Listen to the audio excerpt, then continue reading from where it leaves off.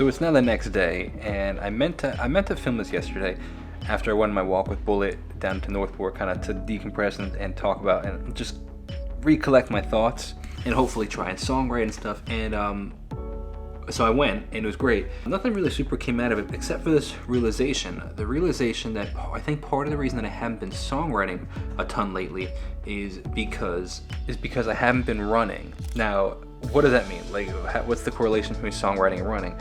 Well, for a while, when I would go on my runs, I would listen to new music that I've never heard before. And in listening to that new music, it would inspire new ideas and new thoughts, and in general, just like inspire creativity. There's a saying essentially that goes, new art begets new art. And what that means is when you see something new and when you see new art, it inspires new art as a creative, it inspires new art in you. So that being said, this morning I went for a run and listened to somebody new today. His name is Phil Ox. He was around the same time as Bob Dylan. He was a phenomenal songwriter, and especially with the self-coined term singing journalist, which I think is brilliant. So what he'd sing about topics of the time and topics that were prevalent in his time in the 1960s, and I thought it was really interesting to hear. He's a really good storyteller, and that hearing new stuff inspires new ideas in me.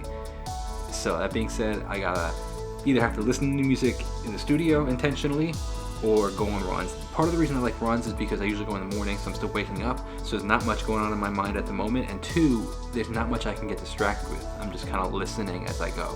So, and I go a distance where it's typically about the length of one album, give or take. So I can usually hear almost an entire album in a run. So that's helpful too. So I'm just wrapping up scheduling some videos, some long form videos from the interviews that I was talking about, that I was doing, chopping them up and putting them, like the clips on as extra videos, and how I was procrastinating significantly to do so. Now that I put in the initial work, it is significantly easier to want to do them and be able to do them. Essentially, now that I put in the work, I've got this workflow where it flows very easily, and I'm grateful for that because I got to do it.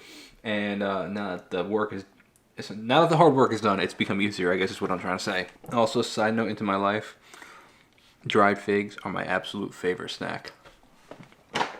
Costco makes a really good bag, organic, non-GMO, sun-dried figs. Very, very good. Hopefully my fig tree, it grew some figs last year, but some of them got eaten by birds and some of them I ate. But hopefully, I got a bunch growing. Hopefully they're ready in time before any frost kills them. Alright, so I finally made some really good headway on this track, Pretending. Really looking forward to it. It's funny, man. It's funny how things just time in a lot of work and testing new things. Let's take a listen to it.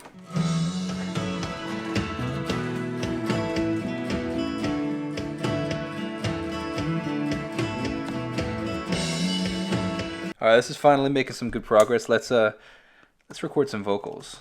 I feel like leaving, get my bags, get up and go somewhere tonight. Put some distance or some miles between you and our fight. 'Cause this all feels so familiar, impossible to fix. Were we broken when we started, or did we turn into this?